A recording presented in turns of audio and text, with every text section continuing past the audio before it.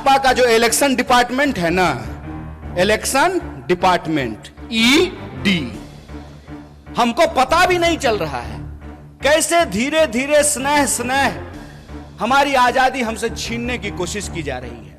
हम आपको यह नहीं बोलेंगे कि आप पवार वाले एनसीपी हैं, हम आपको यही कहेंगे कि आप सच्चा एनसीपी हैं, वो खरीदा हुआ एनसीपी है। आजाद होने का मतलब यह होता है कि हम भी अपराध करेंगे तो हमारे ऊपर भी वही कानून लागू होगा, और इस देश का कोई मंत्री भी अपराध करेगा तो उसके ऊपर भी वही कानून लागू होना चाहिए। आजाद होने का मतलब होता है कि अगर सत्य है हमारे पास तो हम सत्य की ताकत पर सत्ता से सवाल कर सकते हैं। सामने यह मैसेज आया होगा कि शहीद आजम भगत सिंह को फांसी हो रही थी और गांधी जी ने कुछ नहीं किया। यह तमाम जो चीज है इसको हमको समझना पड़ेगा। जबकि शहीद आजम भगत सिंह कह रहे हैं कि बम और पिस्तौल इनकलाब नहीं लाता है। बम का दर्शन भगवती चरण बोहरा ने लिखा था, शहीद आजम भगत सिंह ने नहीं लिखा था। तो वो कौन सी ऐसी ताकत थी जो अंग्रेजों के 200 साल के राज को समाप्त किया? उस ताकत का नाम क्या था? उस ताकत का नाम था सत्य।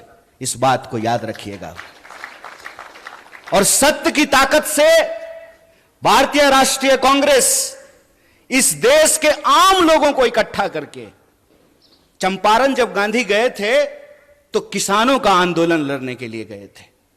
महिलाओं को जब इकट्ठा किया पिकेटिंग आंदोलन के लिए, शराबबंदी के लिए, तो महिलाएं आंदोलन कर रही थी, आदिवासी आंदोलन कर रहे थे, दलित आंदोलन कर रहे थे, शेतकरी आंदोलन कर रहे थे, कामगारों का आंदोलन हो रहा था।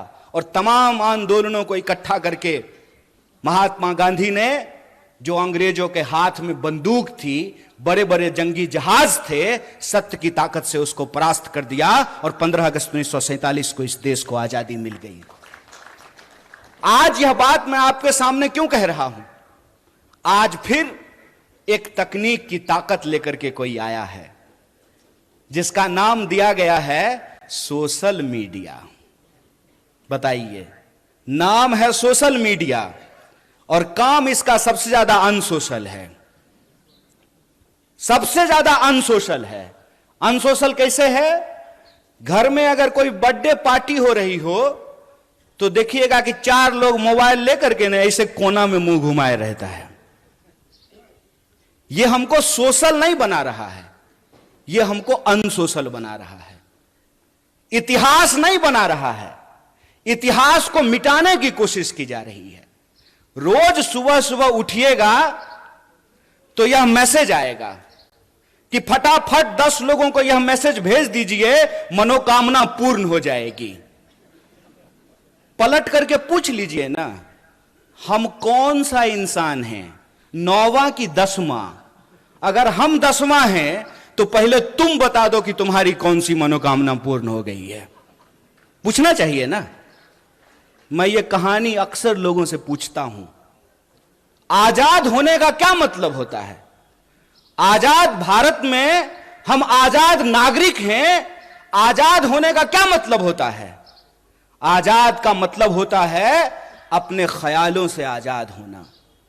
आजाद का मतलब होता है सत्य को परख करके झूठ और सच का फर्क करना। आजाद का मतलब होता है कि महिलाएं जो बैठी हुई हैं साड़ी पहन करके, उनका भी वोट एक है, और यहां जो कुर्सी सजाए हुए हैं आमदार, इसमें से हो जाएंगे कोई खासदार, उनका भी वोट एक है। बोलिए, है कि नहीं है? आजाद होने का मतलब यह होता है कि हम भी अपराध करेंगे तो हमारे ऊपर भी वही कानून लागू होगा, और इस देश का कोई मंत्री भी अपराध करेगा तो उसके ऊपर भी वही कानून लागू होना चाहिए। आजाद होने का मतलब होता है कि अगर सत्य है हमारे पास तो हम सत्य की ताकत पर सत्ता से सवाल कर सकते हैं। आजाद होने का मतलब होता है खुली हवा में सांस लेना, अपने देश के लिए, समाज के लिए अपने कर्तव्य को पूरा करना, और राज्य और सरकार का यह कर्तव्य है कि वह नागरिक की जरूरतों को पूरा करे। यह होता है आजाद होने का मतलब। हमको पता भी नहीं चल रहा है कैसे धीरे धीरे स्नेह स्नेह हमारी आजादी हमसे छीनने की कोशिश की जा रही है और हमारी जो सोचने की क्षमता है। ऐसे ही आप पुनर्जागरण की धरती के लोग नहीं हैं। आप इसलिए पुनर्जागरण की धरती के लोग हैं क्योंकि आपकी मिट्टी से संत तुकाराम पैदा हुए। इसीलिए आप पुनर्जागरण की धरती हैं कि आपकी मिट्टी से सावित्रीबाई फूले और ज्योतिबा फूले पैदा हुए। इसीलिए आप पुनर्जागरण की भूमि है कि आपकी मुट्ठी पे डॉक्टर बाबा साहब भीमराव अंबेडकर ने उसको अपनी कर्म भूमि बनाने का काम किया। आप इसलिए पुनर्जागरण की भूमि है कि स्वतंत्रता आंदोलन की कोई भी धारा हो, चाहे क्रांतिकारी धारा हो या उदारवादी धारा हो, तमाम तरह के सपूतों को आपकी मिट्टी ने पैदा किया है। आप इसलिए पुनर्जागरण की धरती हैं क्योंकि आपके यहां क्रांतिकारी कवि अन्ना भाऊ साठे पैदा हुए हैं। यह जो इतिहास है आपका, छत्रपति शिवाजी महाराज से लेकर के साहू जी महाराज तक, यह इतिहास आपका स्वर्णिम इतिहास है। लेकिन आज आप देखिए कि इस मिट्टी के जो लोग हैं उनको कैसे मूर्ख बनाया जा रहा है। एक सवाल हम यहां खड़ा होकर के पूछें, हमारे एनसीपी के जिला अध्यक्ष हैं यहां पे, हम आपको यह नहीं बोलेंगे कि आप पवार वाले एनसीपी हैं, हम आपको यही कहेंगे कि आप सच्चा एनसीपी हैं, वो खरीदा हुआ एनसीपी है।